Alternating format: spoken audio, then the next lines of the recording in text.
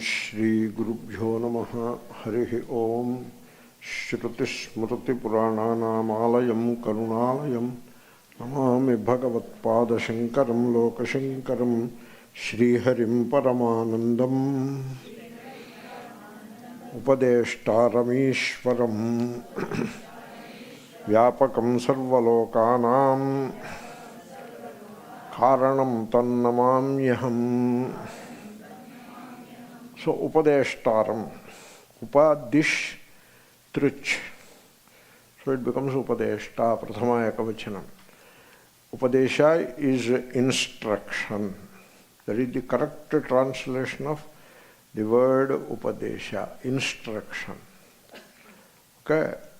Suppose I was walking somewhere in the downtown New York and I was rushing towards Penn Station to catch a local.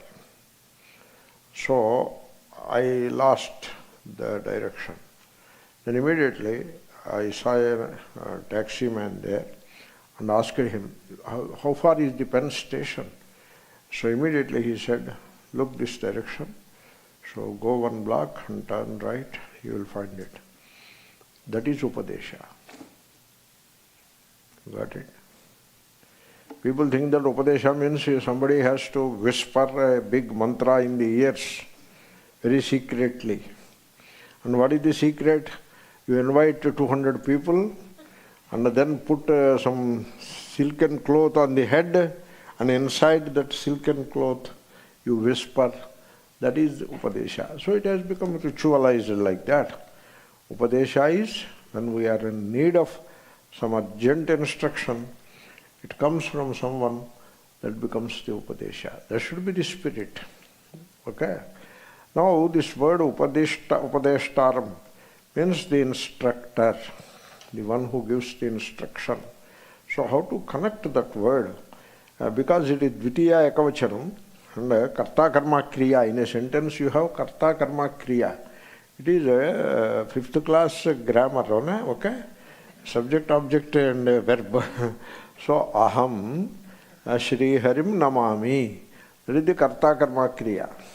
And in that, every word goes to Shri Hari. So like Paramanandam, it goes to Shri Hari, Shri Harim. These are all adjectives, Visheshana. And that's why, how do you recognize the Vibhakti and Vachanam? So Shri Harim, Dvitiya Ekavachanam. So whichever word you find in Dvitiya Ekavachanam goes to Shri Harim. Paramanandam, Ishwaram, Shri Harim. Okay, Vyapakam, Shri Harim. Karanam, Tam, that Shri Hari. What is that Shri Hari? What is the meaning of that? That means that which cannot be described in words. That is the meaning of that. It is well known but cannot be described in words. That is the meaning of that. Tachabda. So, Tattvamasi. So, you are, thou art that. You are that. Means it is the blessed thing is not away from you. It is you, now and here. Asi, you know. Not Tattvam Bhavishyasi. So, Tattvam Asi. Now and here. That is what you are. Thou art that. Okay, what is that? You tell me. I cannot describe it. I cannot describe it. It is glorified in the Upanishads, and but I cannot put it in words. And why I cannot put it in words? Because I cannot even conceive it. You see, whatever you conceive, you put it in words. That is how the word and the nama rupa, the word and the meaning, they go together. What is conceived in the mind is spoken through the mouth. Okay? So, Vacharamanam Vikaro Namadhyam. Vikara is the mental cognition. So that is the Vikara. The mind has a concept of the thing, and so Rupa. Rupa is the mind. Mind cognizes its own modifications. So, Rupa is the mind. Nama is the speech. They go together. Nama, Rupa. So something which is beyond Namarupa, something which cannot be named. Why cannot be named? Because it cannot be conceived. If you conceive, you name it.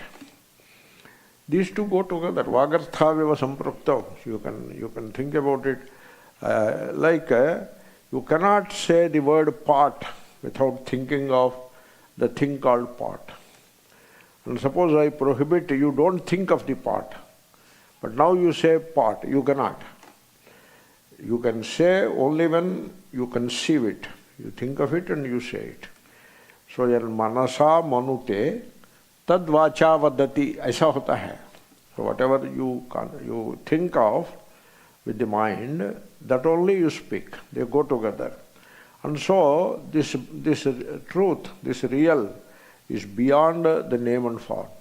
Yato vacho nivartante aprapya manasa saha. Vachaha bahuvachanam, but the name. Manas is the form, rupa. And so it is something beyond the names and forms. So that means now you cannot grasp it with speech and also with mind. In such a, but it is the real, and it is you. You can access it, supremely access it, now and here. You cannot describe it, but you can supremely access it. Therefore, then how to say it? So you can only say with a word, So how to say a thing which is nameless, how to say with a word? So the word is Tachabda, Tat. That. Means we say like that also, that. Means that which cannot be described in words or conceived in thought or by thought. That is the meaning of Tachabda. Tam Shri Harim Namami. You have to say like that. Because otherwise the Tachabda is a pronoun. So pronoun refers to the noun. The noun must be around. There must be another verse earlier where the noun is fixed. And so the Tachabda refers to that. That is all right. But there is no such thing here. Therefore this is the very beginning. And so you say Tachabda, that is indescribable. So do they say inscrutable also? I think so. Inscrutable. Tachabda. Tatvamasi. That tat. In the case of Pumlinga, it becomes tam. So tam Shri Harim. So I have covered tam. Morning I missed tam. So then that leaves Upadeshtaram. Here it's a bit tricky. The instructor. So you see, there are two streams in the Hindu traditional cultural history. There are two streams. So one stream is, so the guru is a physical person. It is a very popular stream. And all the gurus of the world pay respects to the physical guru. That is always there. And then, and so people follow it because simple, Because once you make the guru into a name and form, a physical form it is, you can see it, you can photograph it, and you can do all kinds of things with that form. And then it goes with a name, Namarupa. So you can deal with it in a very routine way, like something like you deal with many things of the world. Same way, the guru is also another person. So you relate with many people of the world, like wife, husband, son, daughter, etc. Now there is another person with a different kind of relation, Guru Shishya. This is how it is taken physically. This is a stream. This stream is there all the way. But at the same time, if you see historically, that historic perspective is also important to appreciate the vision. You cannot altogether dismiss historic perspective. So if you see historically, there is one great instructor called Bhagavan Buddha.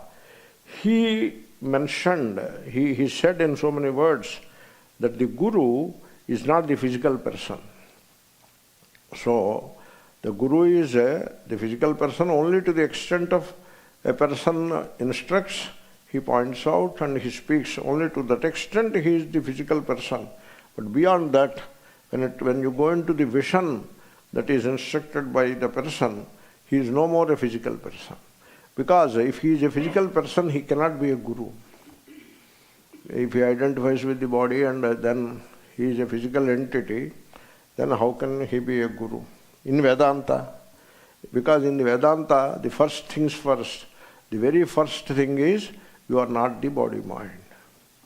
And you are not the person that you imagine yourself to be. Now what to do with that now?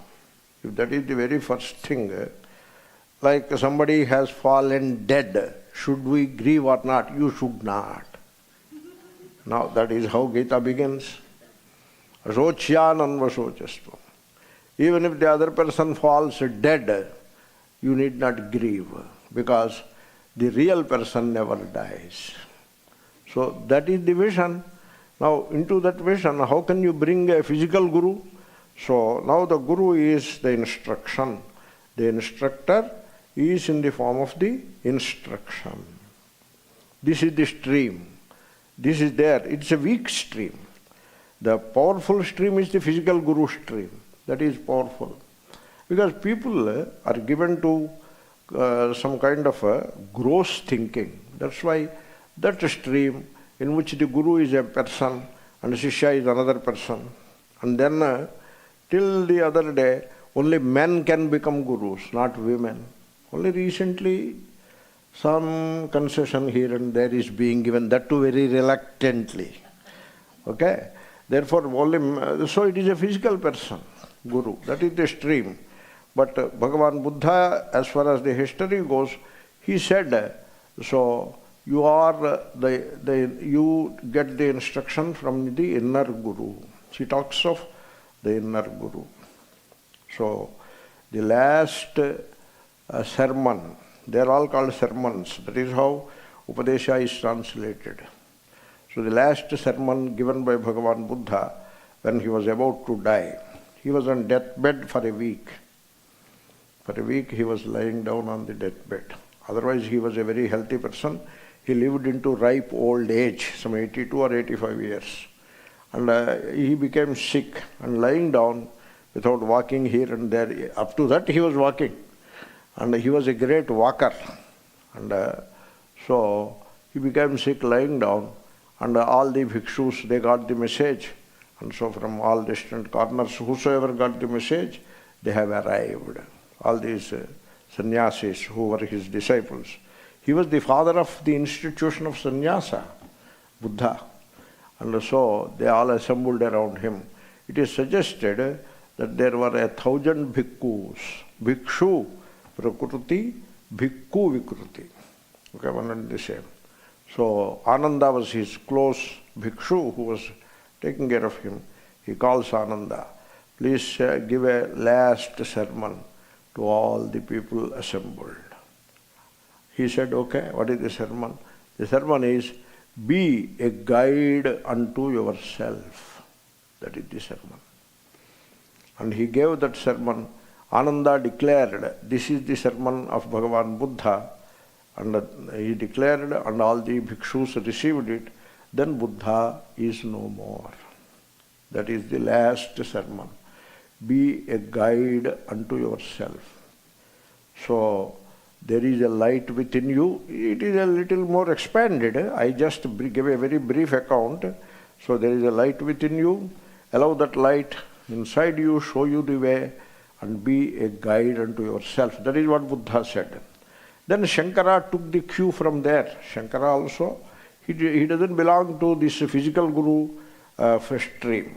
He belongs to the same stream which Buddha has initiated or started. And it must be there even before also. So Shankara said, Tasmai Shri Gurumurtaye Nama Idam Shri Dakshinamurtaye. The God, the Guru and the student are one. Tasmai is the student, Guru is the God, and Dakshinamurti is the Guru is the instructor, Dakshinamurti is the God. All are one and the same. They are Samanadhikaranyam. Saha Guruhu Ishvaraha. That's why this Samanadhikaranyam is taken up by Sureshwaracharya the direct disciple of Shankara, and so he said, Ishvaraha Guruhu Atma iti Murti Bheda Vibhagine Vyomavad Vyapta Dehaya Dakshinamurtaye Namaha. This is in Manasolasam. Therefore, the space, you have now space, the sky, the hall, and the pot space, the space inside the pot. Three spaces are there. The pot space, the mathakasha, ghatakasha, mathakasha, the hall space, and the open space. How many spaces are there? Three. But not three, it is one space. It is not three. Anyway, that is a discussion, you know all about it. Therefore, Sureshwara, he pursued that stream where the Guru is not a physical person. You see, when the Guru becomes a physical person, when you are a physical person, Guru becomes a physical person. It doesn't bring glory to you, it doesn't bring glory to the Guru also. So what we do is, sometimes the way we present the Guru or we present the God, we denounce the Guru, we denounce the God. To a thinking person, the way we present the Guru doesn't present Guru in any good form. The thinking person, oh, is that the Guru, like that? So sharam karna padta hai, like that. So it is not presented in a proper way. Even God also. Like God came and he found a boy stopping him at the gate, immediately beheads him. The Taliban kind of thing. So, now are you promoting God or are you pulling down God? Are dimag hona hai na? You have to think about it. It is the most unhappy story. And you take it and take it in procession, that story. Therefore, you have to think about it. So, when you say think about Guru, that should glorify the Guru. You should not pull down the Guru. Suppose Guru is eating pizza and you take a photograph and a big photo and put there. Does it glorify Guru? Buddhu. That is not. When Guru is looking at Aparokshanubhuti, take a photo. That glorifies the Guru. Along with the name of the book name also should appear there. Not while Guru is eating something. Thoda dimag karna padta hai. So anyway, so Guru is not a physical person. Sureshwaracharya. Then the stream continued. Ramana Maharshi, he never promoted a physical Guru. He is the Guru of the world. There is a Ramana Kendra in New York. Thousands of people, even more than tens of thousands of people follow him. Very seriously they follow him. So, but the physical Guru is dismissed, is not promoted. Nisargadatta Maharaj. Therefore, so the word Upadeshtaram, you should not take it as physical Guru. Okay? If you take it as physical Guru, the spirit will be lost. And then how to take that word Upadeshtaram? So, there is Ishvara above, and he reveals to you. Now, that is a story. This story that God reveals, the revealed word, God reveals. Now, the interesting thing is, Christians adopted this story. They say Bible is revealed by the God. And the Muslims even more emphatically they say Quran is revealed by the God. And Hindus say Vedas are revealed by the God. Revealed means how they are revealed. So a rishi will be sitting and then from above, so the revelation comes into the ears of the rishi. That is how they make it a physical thing, a physical phenomenon of revelation. Now, that doesn't sound very logical. There is a doubt whether this story, this principle of physical revelation of the holy word, it came from Middle East to India or from India to Middle East. That kind of a doubt is always there. Because the Middle East and India put together, that is the place where the major religions of the world have originated, you know. That's why there is a silk route between the two. So through the silk route people are traveling, and there is cross-pollination of ideas. And so this idea of a revelation, it came from India to Middle East or from Middle East to India. Some of the researchers have to look into it. In any case, we do not take it seriously. Okay? Then, so how to know that God has instructed? So you look within. That is the Upadeshtaram. You look within. You get a message from the head, that is the person, and ignore it. You get a message from the heart, that is God speaking. Follow it. Got the point? This point is very well highlighted by Mahakavi Kalidasa also in his Bhavijnana Shakuntalam. So Dushyanta got a doubt. Should I do this way? Is this right or is this right? Or a particular thing, is it right or wrong? Then he looked into his head. It came as wrong. Then he looked into his heart. It came as right. And therefore he followed the heart, not the head. Heart is God. You know that? Heart is God. Always heart is God. I told you, Hrut, Hridayam, Harihi, Haraha, Hrim, Rahim. 6 things I have told you. All point out to God here. Therefore, you follow, the God will guide from within. Is it practical? Yes, very practical. Very practical. Now God is above and from there He is guiding somehow. That is practical. Is that practical? That is not practical at all. That is imagination. Whereas this is very practical. Very practical. So you look within and check whether the head is commanding your life or the heart. If head is commanding your life, you ignore the advice given by the head, that is jiva. And if heart is commanding the life, that is the God instructing you, follow that instruction. You see, to begin with, we were heart people, to begin with. In the childhood, we were heart people, but gradually we became head people. Instead of love, logic started shaping our lives. And the relationships are guided by logic. Logic guides relationships. And therefore, the relationships become a source of strife, pain, suffering. People suffer because of relationships only, nothing else. And also, the relationships become a source of endless bickerings, fights and quarrels, etc. When the relationship is guided by the head, it is bound to fail.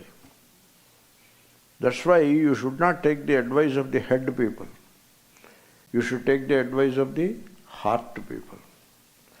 So you should follow the advice of the heart people. If you follow the heart people's advice, the relationship will at least be sustained. It will not break apart. But if you follow the head person's advice, it will break. Next morning it will break. Suppose my husband abused me. How dare he abuses you? Abuse him 10 times more. Go and abuse him. Suppose the advice given like that. That is the head advice. The relationship is ending. And you have to suggest a good lawyer also. Whereas, let him abuse, but you don't abuse. Okay? So, if someone slaps you on the left cheek, give him the right cheek. So, you all know the source of it. So, this is the advice coming from the heart. So, oh, did he abuse you? But you see, so once I guided a person, endurance is a noble virtue. Did you ever hear that? The lady said, no, I never hear. Please note down, write it down, that sentence you write down. She wrote down, you read it for me. So the endurance is a noble virtue. Now, where do you want to practice this? You practice this with your husband. And now she is living happily with her husband, I tell you.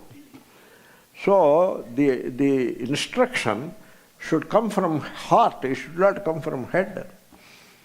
So therefore, look within and allow your heart to guide. Many people use it in modern sociology also. Let your inner conscience guide you. Did you not hear that? That is the heart. And therefore, Atma, the heart. You see, Atma, you should not make it an alien thing that you will reach after the end of the course. Okay? You should not make it like that. Atma is you, Buddhu. Atma is you, now and here. Okay? So that Buddhu is addressed to an imaginary brahmachari. Okay? It is not addressed to you. So therefore, in Gita, people they take Gita as literally and ask all kinds of questions. I have a rule. Don't ask me any question about Gita story by taking it literally. If you want the significance of the story, I will tell you something. And if you want something within Gita, that also we can tell. But about the why Krishna did that, why Arjuna did that, why he did not do that, this kind of politicalization and the psychoanalysis of Krishna and Arjuna is not proper. Because you have to take it symbolic. So in Gita you find an interesting context. Iti tushnim babhuvaha. So Arjuna kept quiet. He talked and talked. Sri Krishna did not interrupt him. He was talking on and on and on and on. Entire first chapter, after the first description is over, Arjuna uvacha. Talking, and at last he was exhausted or whatever, and he kept quiet. Once Arjuna kept quiet, immediately Shri Bhagavan uvacha. Bhagavan speaks. So you keep quiet, allow Bhagavan to speak. You try it, you will get it. If your head is making so much noise, head is mind, okay? If your mind is making so much noise, you weigh everything from the standpoint of a limited, unhappy, insecure person. Everything you weigh from that standpoint. That means your head is guiding you. When the head is guiding, the heart remains hidden. When Arjuna is talking, Sri Krishna does not open his mouth. He will keep quiet. But when Arjuna keeps quiet, Sri Krishna speaks. Therefore you keep quiet, you stop speaking. Thinking is also action. Therefore at the subtle level speech comes from thought only. So leave the thought, become silent outwardly as well as inwardly. And you entirely rely upon that inner self which is Bhagavan. And the guidance will come. You try it. Therefore, that is the Upadeshta. The name of that is Atma is the Sadguru. The outer Guru points out the way. Go this way, instruction. But he will not walk the way with you. Outer Guru will not walk. He has knee pain or whatever. He will not. He is an elderly guy and he cannot walk with you. Whereas the inner Guru walks with you till you reach the goal of self-realization. The inner Guru walks with you all the way. And you will realize that the inner Guru is yourself. That means you are guiding yourself. That is great. It should be like that. In physical things, you may take the guidance from others. Like you have to drive from here to New York, take the guidance from GPS or whatever. It is okay. Okay? So Google route, GPS, all such guidance you can take. Or in a physical health issue, you can take the guidance from a teacher, from a physician. And if it is physics or medicine or sociology or mathematics, you can always take the guidance of a professor or a great teacher, all that you can do. But when it comes to psychological issues and the matters of spirituality, you have to entirely rely upon the inner Guru, the Sadguru, the Atma. That is the self-reliance. Because I asked you a question. In the context of psychological issues, can an outsider guide you? That is the question. Also, when you say Guru, it is not just guidance or instruction. The way the word Guru operates in the world, the Guru becomes a spiritual authority. That is how Guru operates. The Guru system operates like that. And therefore now the question is, in the context of psychological issues, okay, can an outsider be an authority, an outside authority guide you? Can an outside authority guide you? Is it possible like that? An outside authority guides me in the matters of the psychological issues. Psychological issues could be fear, anxiety. Now, I am not talking of the physical illness. Suppose you are given to some anxiety, etc. Having said, I am covering my ground, okay? So, suppose you have some anxiety bothering you, you better consult a physician and he will help you to come out of it. That is different. I am not talking of that. In the matters of samsara, the relationships, the insecurity, the anxiety, the desires that you have, and the unhappiness that you live with, these are the psychological issues that I am talking about. And so, in those matters, an outside authority, spiritual authority, in the name of Guru, can guide you. Do you think so? I suggest you ask this question to yourself. Okay? The answer could be no. Okay, you think about it. Therefore, Atma, the Sadguru, is the instructor. You take all the help from the outside, books are there, and books are in Sanskrit, and therefore you need one who knows Sanskrit. Nowadays, people who do not know Sanskrit are explaining Sanskrit texts everywhere. Everywhere, that is the situation. People just don't know ABCD of Sanskrit. Vibhakti jnana nahi hai. Vibhakti jnana is not there. Karta karma kriya, a sentence. Rama killed Ravana. Karta, Rama is the karta. Ravana is the karma. Killed kriya. This much basic knowledge in Sanskrit they don't have, but they take up verses of Sanskrit and start explaining. What is the reason?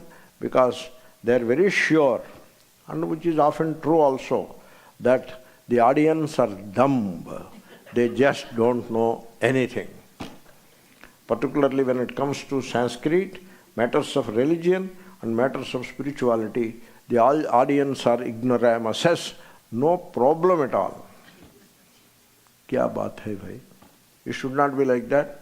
You need someone who knows Sanskrit well to explain the text. Therefore, the text is there. Shankara embodies. Shankara is before us. He is with us. Shankara is not a physical guru.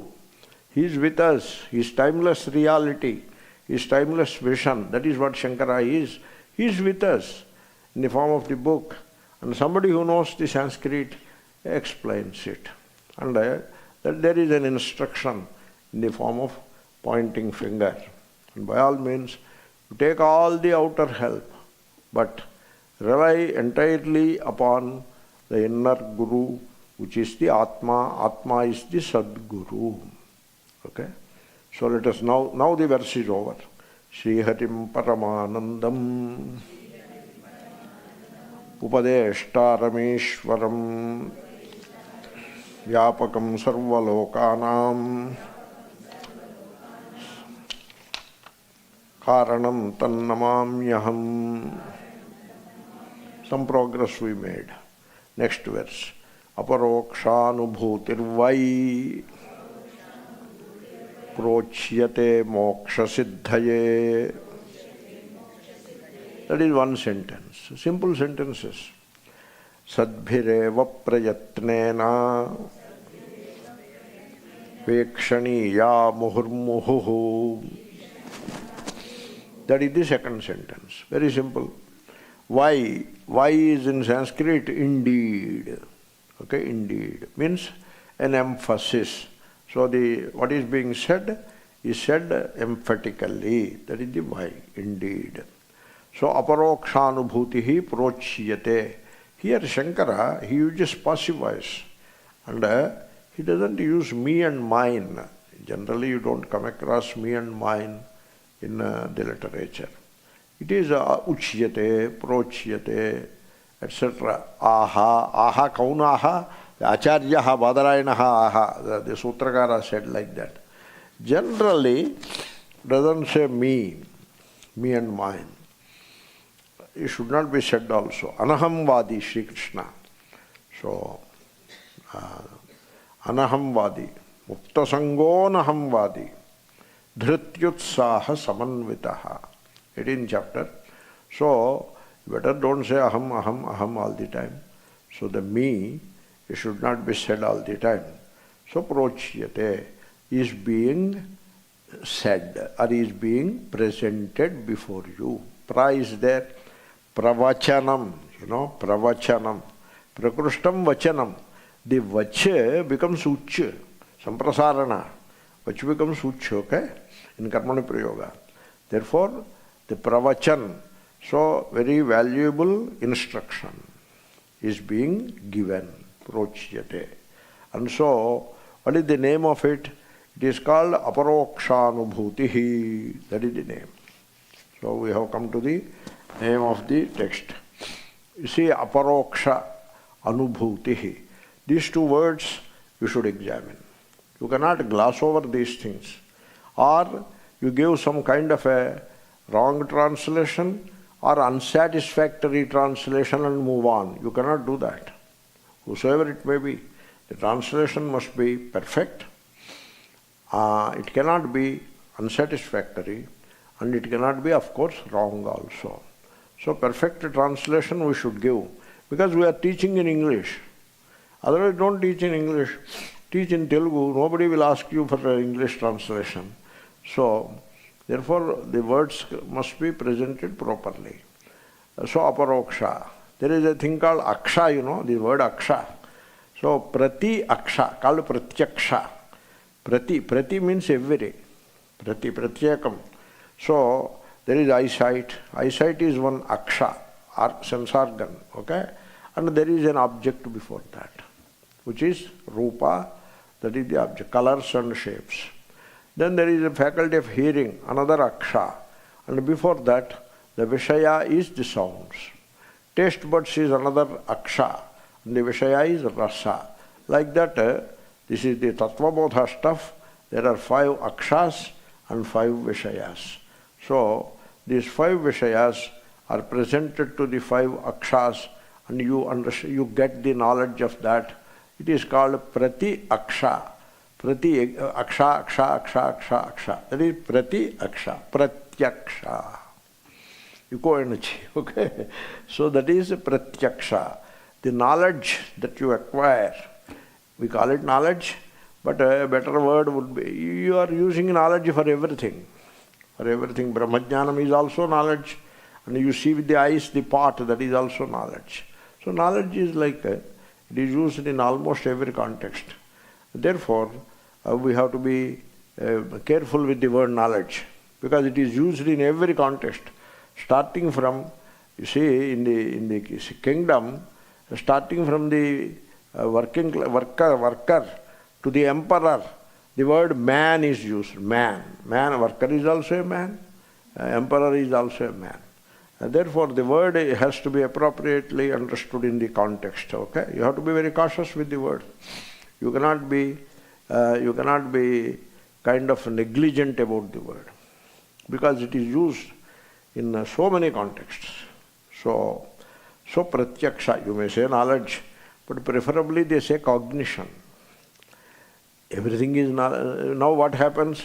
Suppose you say pratyaksha knowledge, pratyaksha jnanam. You say pratyaksha jnanam. Okay? So what you gain, what knowledge you gain with the help of the sense organs.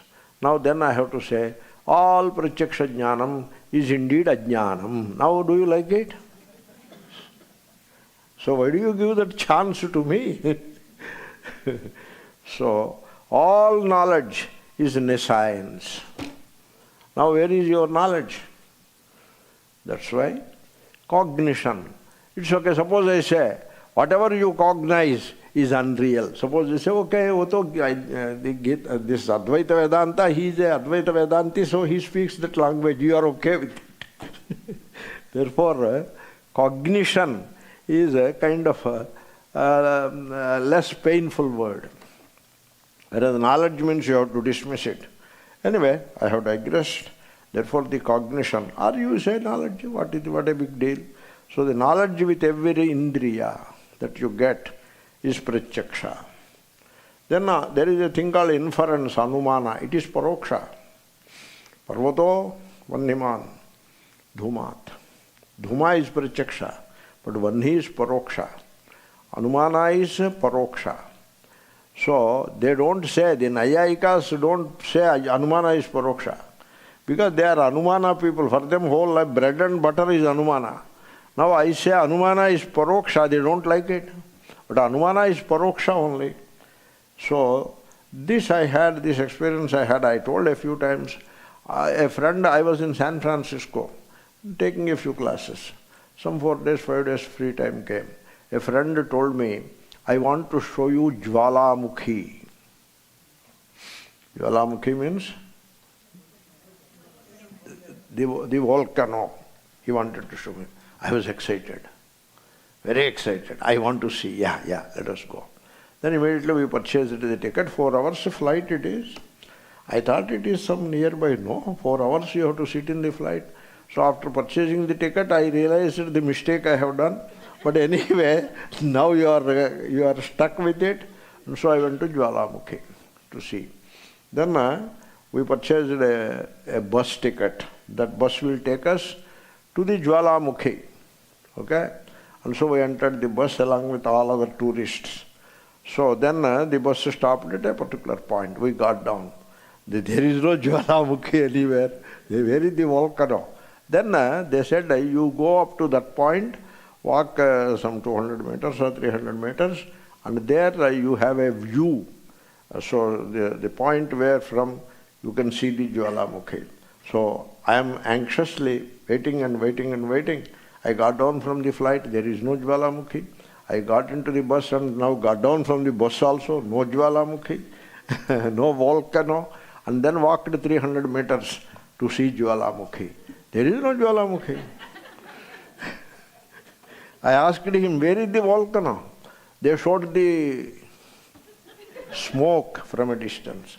I told, don't play this game with me.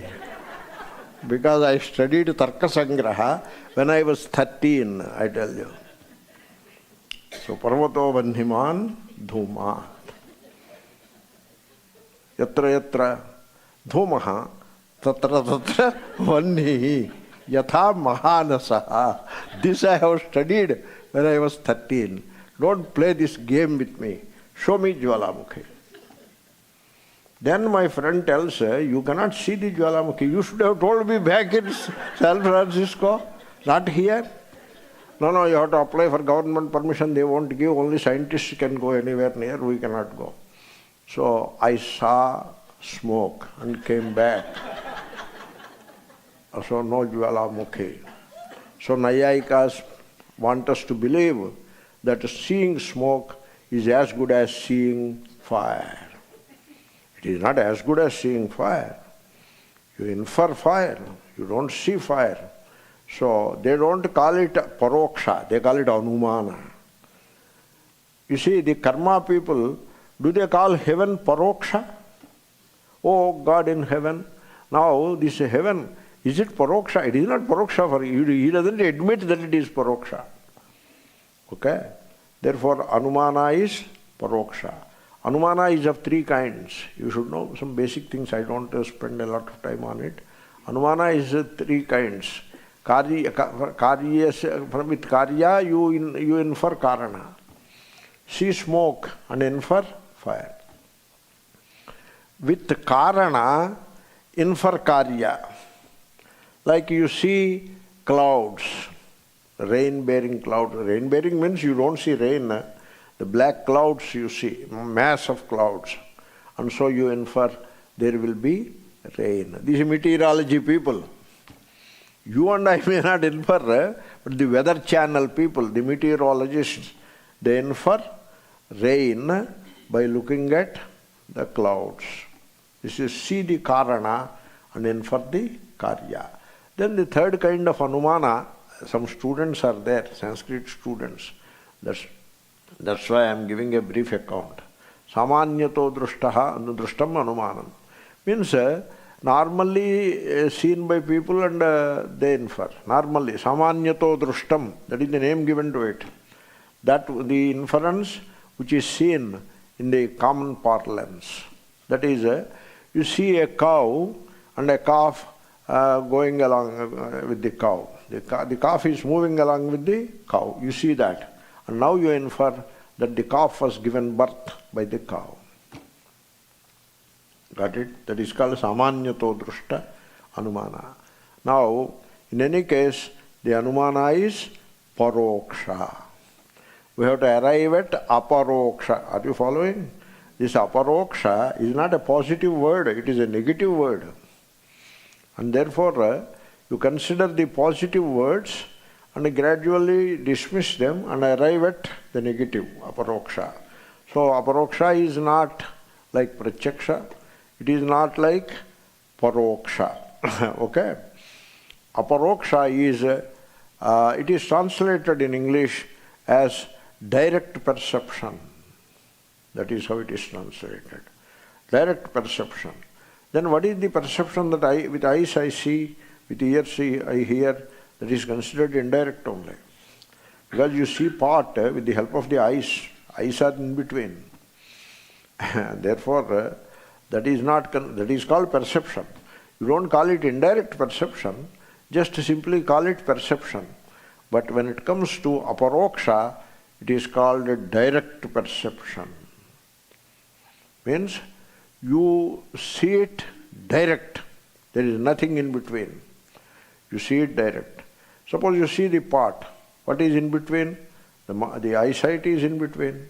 And the mind is also in between. Thought is also in between. So you see the part with the help of the eyesight and with the help of the thought. You see how much gap has come? Vyavadhana. 2 levels of vyavadhana has come. Okay?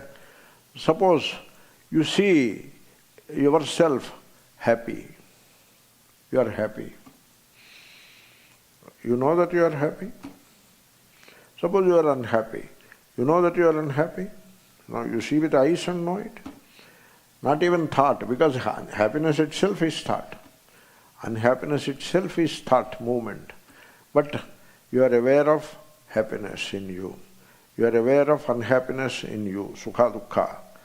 That awareness of sukha dukkha it comes under the category of aparoksha. Okay? It is neither pratyaksha nor paroksha. It is aparoksha. You now understand what is aparoksha? Translation is direct perception. That is the translation. You have to give translation also. You cannot, no, I don't want to give translation. You should not do that. So, you have to give translation. So, somebody was asked, what is the translation of Atma? Atma translation. Atma. That is the translation. You cannot say that kind of a funny thing. I don't know how to imitate also. So, you have to translate. At least till the word comes in Oxford Dictionary. Like Atman, it is there in Oxford Dictionary. So I need not translate it. I can go to Oxford Dictionary and note down what he says and tell. This is the meaning of Atman. I need not translate it because it is in Oxford Dictionary. It means it has become an English word. Now you need not translate it. Otherwise you have to translate. So, you see, aparoksha. Aparoksha sounds like that which is not paroksha. That is how it sounds, okay? That which is not paroksha. You see, two things are never paroksha. Paroksha means like heaven, like fire in the volcano. That is paroksha. You infer it. Infer means what? You imagine. Nayayikas don't agree, infer, but they imagine. And what they imagine, they give it the status of infer. Okay? Inferential knowledge. Suppose they say, all knowledge is nescience. Then what happens to inferential knowledge? That also goes into nescience. So, Sahendra Takshakaya Swaha. Everything is devoured. Nothing remains. So, anyway, therefore, two things are never paroksha. They are never indirect. They are always direct. You know what are those two things? One is Prakruti. Second is Ishvara. Ishvara is not paroksha. Ishvara is aparoksha. That's why the conceptual Ishvara has no value. Suppose your Ishvara's conception is one thing, somebody else's Ishvara's conception is something else. Ishvara conceptions are multiple. There are many. Every conception of Ishvara becomes a religion. And there are multiple religions. And some of them are tolerant. Okay, this is my conception of Ishvara, I will keep it. You keep your conception of Ishvara. That is reasonable, you know. That is somewhat mild and nice. That is good way to proceed. But there are some, no, my conception of Ishvara is correct. Your conception of Ishvara is wrong. That is a bit intolerant. Then there is extreme. So, whosoever doesn't follow my conception of Ishvara, we will kill them. That is extreme, it is. So, these are all multiple conceptions of Ishvara. They are all paroksha only. There is nothing aparoksha in them. So, when you understand Ishvara, Ishvara is the innermost self. When the mind becomes quiet, that knowingness, the being, shining as the knowingness, that is Ishvara. What is paroksha in it? It is aparoksha. It comes under direct perception. There is another word for direct perception, if you care, and you may use it also. It is called apperception, A-P-P-E, okay, apperception, which means direct perception. So, Prakruti is never aparoksha, it is all around you, and it is in you. The body is Prakruti, the mind is Prakruti, mind is moving. Prakriti means phenomenal, constant flux. Prakrishtam krutihi, that is the Prakritihi. Your mind is Prakritihi, and your mind is not paroksha. You directly experience your mind. And then Ishvara. Ishvara is not paroksha. Ishvara is aparoksha for Vedantins. So, two things are not paroksha, they are aparoksha. The Jwalamukhi is paroksha, the volcano is paroksha, the heaven is paroksha, but not Prakriti, not Ishvara. Look at that. That is the aparoksha. You see, only thing is, you need the vision. The drishti, it's, to understand that Ishvara is aparoksha, there is nothing indirect about God. There is nothing to believe about. You need not believe in God. Nothing indirect about God. You can directly experience the Godhead in you as your own innermost being. That's why you never ask a Vedantin for proof of God. Why do you need a proof of God? When God is paroksha, then you need a proof of God. You don't ask a Vedantin for proof of God, because for a Vedantin, God is not paroksha, requiring some proof. God is a thing of direct perception, aparoksha, the innermost self, the inner light of awareness, that inner light. A gentleman went to a Mahatma and asked, "What is God?" Then the Mahatma replied, "The light in you, the light behind that desire in you, desire or wish in you, desire you don't take it to desires all the time, okay? Desire, you have to, suppose I say you have to give up all desires, that desire is different.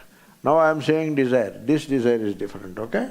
Don't put everything into the same category and catch my nose. So, suppose you have a desire to, you go to the Mahatma and ask, "What is God?" That means you have a desire to know God, right? So the Mahatma replied, "The light behind that desire to know God, there must be some light because of which a desire to know God has come out, has originated. That light is God. Therefore, the question has a light behind. From that light of awareness, the question came, that light is God." So, for Vedantins, you don't need any proof of Ishvara, because for them, Ishvara is Aparokshaha. Okay? Therefore, you see, why so? Why common man cannot get puts Ishvara in Paroksha category? They put Ishvara in Paroksha category. For example, all Vaishnavacharyas who are Dvaitins, you know, they put Ishvara in a very funny category. So, Ishvara, they call Ishvara Vishnu. Now, you call Ishvara Vishnu, then he must be everywhere. But it is not Vishnu who is everywhere. It is Mr. Vishnu who is at a given location. And where is he? In Vaikuntha. Therefore, if you manage to reach Vaikuntha, you are likely to have a darshan of Vishnu. That one possibility. Then they say all these things very seriously. Don't think I am telling you some jokes. I am not telling you jokes. Don't respond as if it is a joke, okay? So, because for them it is very serious thing it is. The second context where you can see God is Shvetadvipa. There is the Milky Way ocean, and inside the Milky Way, because whenever there is ocean, there are a few islands here and there. And there is one important island in that ocean, Milk Ocean, not Milky Way, Milk Ocean, ocean of milk. And in that there is an island, Dvipa. And in that island, Vishnu is there, Narayana or Vishnu. And not everybody is allowed that. Very special place it is. Only a few very great acharyas can reach there. Then there is a third place where Vishnu is, you can directly relate with Vishnu. That is the idol in your temple. These are the three places. Vigraha. There is no other way to relate to Vishnu. Therefore, that's why in the vision of the believers, in the consciousness of the believers, when they see the idol, it is as good as seeing God. That is how the acharyas, Vaishnavacharyas present it. So they try to present it as though it is pratyaksha. It is not pratyaksha, it is paroksha only, but they don't call it paroksha. But for Vedantin, situation is different. Okay? I have digressed, it's okay, I am coming back to the point. So what I wanted to tell was, drishti, the way you look at, it is called drishti. So drishti is a sthola drishti, gross vision. You see in a very gross way. That is, this is part, that is gross. And then you have an idol, and that is God. That comes under gross only. That is sthola drishti. Then there is a sukshma drishti. So you see the smoke and infer fire. That is sukshma drishti. The Nayayikas, they apply sukshma drishti in the context of Ishvara also.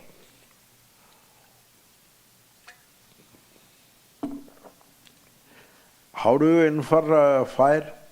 Because you see things in a very subtle fashion. Wherever there is smoke, there must be fire. You know that. It is called Vyapti Jnanam, invariable concomitance. The smoke and fire are ever together. So you know that, very big principle. That's why you see smoke and N for fire. That is Sukshma Drishtihi. So Sthola Drishtihi is Pratyaksha, Sukshma Drishtihi is Anumana. That is how they look at it. But the Aparoksha, to experience Ishvara, you don't need a Sthola and Sukshma, they are not adequate. You need a Tattva Drishtihi. When it comes to Aparoksha, you need a Tattva Drishtihi, means the reality behind the names and forms. That is Tattva. Definition for Tattva is there. Anaropitakaram Tattvam. Tattva is that in which there is no form superimposed. Suppose you say necklace, that is not Tattva. If you say gold, that is Tattva. Even you show necklace, you are holding on to necklace and say necklace, that is Sthola Drishti. You need not melt it down or any such thing. You just hold on to the same necklace and say gold. That is Tattva Drishti. Anaropitakaram Tattvam. So, suppose you say Shankara. What is Shankara? Oh, Shankara is a South Indian Brahmin who lived some 2000 years back. That is Namarupa Buddhi. What is Shankara? Shankara is the vision of Advaita is Shankara, and it is timeless. It is before you. It is always there. Vision of Advaita is Shankara. That is a Tattva Drishti. Okay. What is Newton? Sir Isaac Newton. Oh, Sir Isaac Newton with that long beard and all that, he lived 500 years back and he already died. Arre, that is not Newton Appa. What kind of drishti it is? That is called Sthola Drishti. Okay? I may not see the photograph of Newton, but I know Newton. That drishti is called Tattva Drishti. So you have to cultivate Tattva Drishti. And when you cultivate Tattva Drishti, what you see, drishti is see. What you see, not physically seeing, what you see is called Aparokshaha. You got that? Aparokshaha. Then, you see, there is another word which can be used as a kind of synonym to Aparoksha, and that is Sakshat. Aparoksha is Sakshat. Therefore, Aparokshanubhuti is Sakshad Anubhuti. You can say that. So, Sakshat means direct perception. You know, direct. Sakshat drashtari samujñāyām sakshi rupam comes. Sakshat is not panchami ekavachanam. It is avyayam. A vibhakti pratirupakam avyayam. You should not assume that it is panchami ekavachanam. Okay? And there is a vakya in the Upanishads. You must have heard Sakshad Aparokshad Brahma. Did you hear that? Sakshad Aparokshad Brahma. There Sakshat is avyayam. Therefore, it is not panchami. Then what about Aparokshat? That is panchami vibhakti ekavachanam. If you don't know vibhaktis, you are blessed. Okay, don't worry. I am talking about those who have some understanding of vibhaktis. Aparokshat is panchami. Therefore, their Bhashyakara says, that comes in Upanishad, Brodharanyaka somewhere. So Bhashyakara says, Aparokshatiti panchami avivakshita. I am saying in my own words, paraphrasing in my words. Their panchami is not intended. So don't drop the panchami. That's why meaning is Sakshad Aparokshat Brahma. It now comes as Sakshad Aparoksham Brahma. Okay? That Sakshat is same as Aparoksham, and that is Brahma.